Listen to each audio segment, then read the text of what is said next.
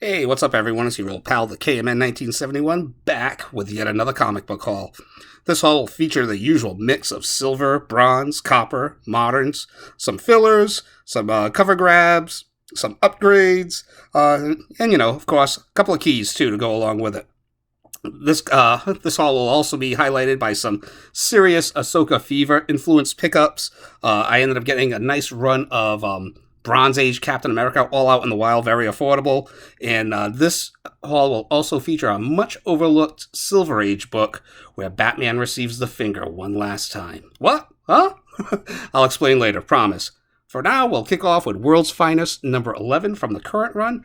This is the first issue of this current run that I've actually picked up. I wanted this cover when it initially came out. This is actually the second print.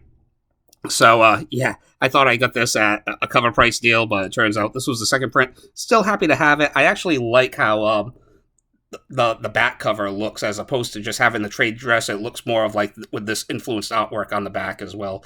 And in this crazy age, who knows if the second print might actually surpass the first print. Doubtful, but a nice alternative. And it's better than paying $30 just for this weird-ass cover. Which I like, don't get me wrong.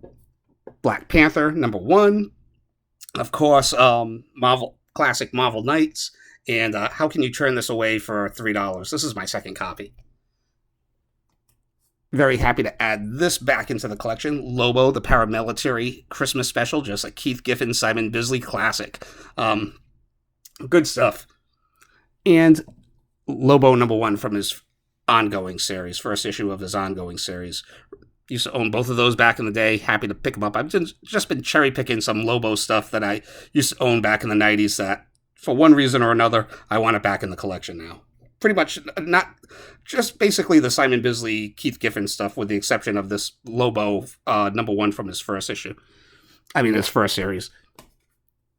Action Comics number 639, featuring Phantom Lady. Pretty nice cover by Kevin Nolan, even though that chin is just a little funky for me. It looks like, I don't know, some of the women that my age that end up doing like some severe face filtering online, and their chins end up looking like they were the offspring of an anime character. Barely noticeable, honest.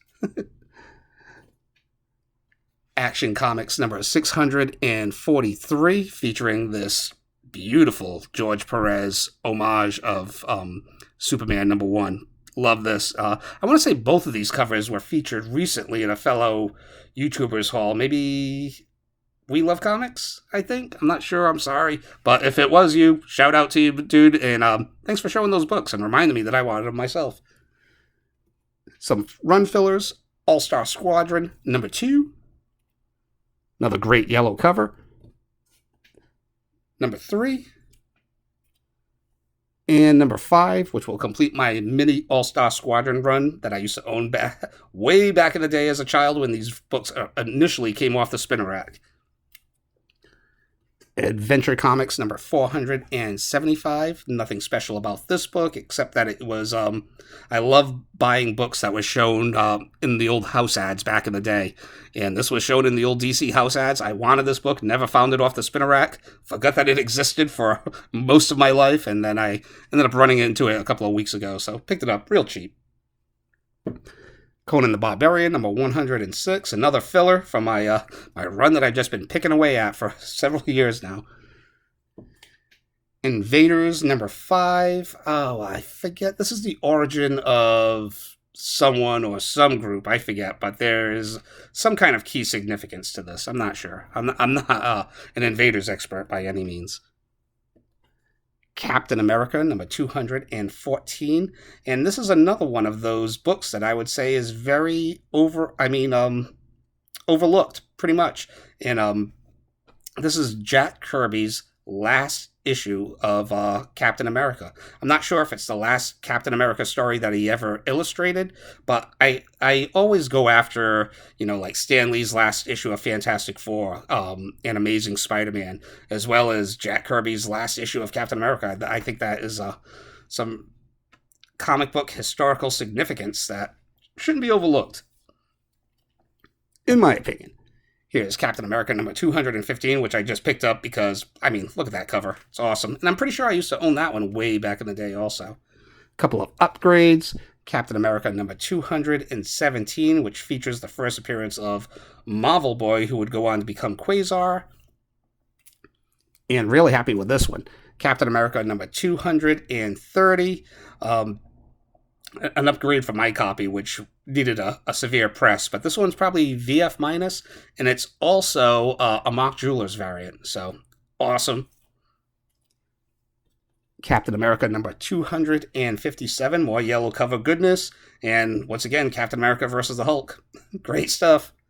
And this one's funny. Captain America number 269, which features the first appearance of Team America appearing at a MAGA rally next to you. Coming soon. All right. Avengers number 115. Awesome stuff right here. This is another upgrade to my copy, which was VG. This is probably fine plus to VF minus. And this is the first part of the Avengers Defenders War from back in the Bronze Age. Awesome stuff. Hulk number 200, Incredible Hulk number 245, which features the first appearance of the Mandroid armor, I guess. Whatever. My second copy of DC Superstar Holiday Special. And this features the first time that Frank Miller illustrated Batman. Pretty nice. Also, the story was also penned by Denny O'Neil. So you have Denny O'Neil and Frank Miller, two of the biggest Batman legends ever, working together on this like little Christmas throwaway story. Pretty neat. My second copy of The Flash number 289, which features George Perez's first work at DC Comics. All right, let's make a little room. Oh, I think I can squeeze these in here. Let's see. Another upgrade to my VG copy. This one's probably fine plus to maybe VF minus. I'm not sure. Actually, let's make some room. This is getting cut off at the bottom. Whoops, failure. Hold on. Stand by. Technical difficulties. And we're back.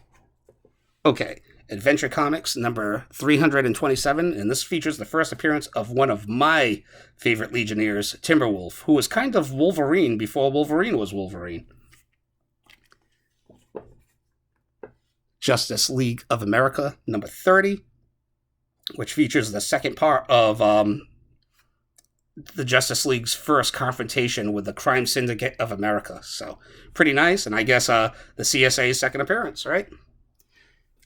And here we are, World's Finest, number 165. The last time that Batman received the finger. The Bill Finger, that is. So, I'm not sure if Bill Finger worked on Batman consecutively since the Golden Age all the way up till this point. That I'm not sure about.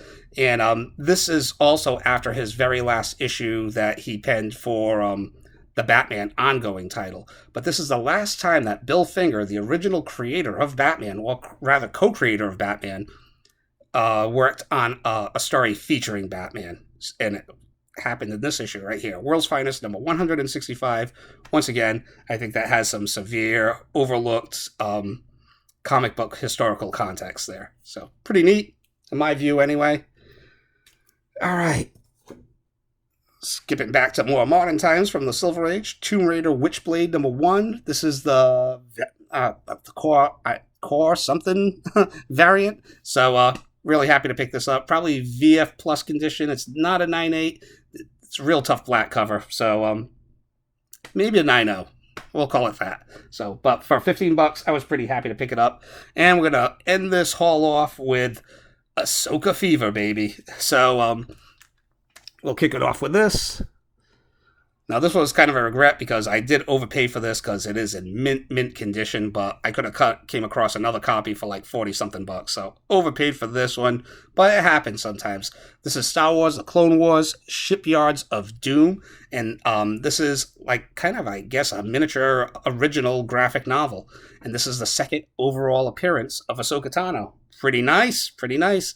Back in the day when I was playing Harley Quinn catch-up, I went back and I went after all of her earlier appearances, and I guess that's what I've been doing with Ahsoka as of lately. Just in fear of, like, if this show does really take off and these books blow back up again. I mean, I wanted to take advantage while these books were kind of like in a lull with the comic book price correction that's been going on. So, but happy to pick them up. So here's Clone Wars Shipyards of Doom, the OGN. And we also have Star Wars Clone Wars number 2. This is her second overall appearance in a standard comic book. Number 3. And this awesome cover right here for number 6. So, of course, I'm going to have to pick up number 4 now to give me a run of 1 through 6. And then once I'm there, I might as well pick up the last 6 issues to complete the Clone Wars run. But the art on this series is pretty rough, so I'm not sure. But yeah, that's all I have for this month. I will be back next month with yet another haul. All right. So until next time, take care. Thank you all for watching, liking, and subscribing. See ya!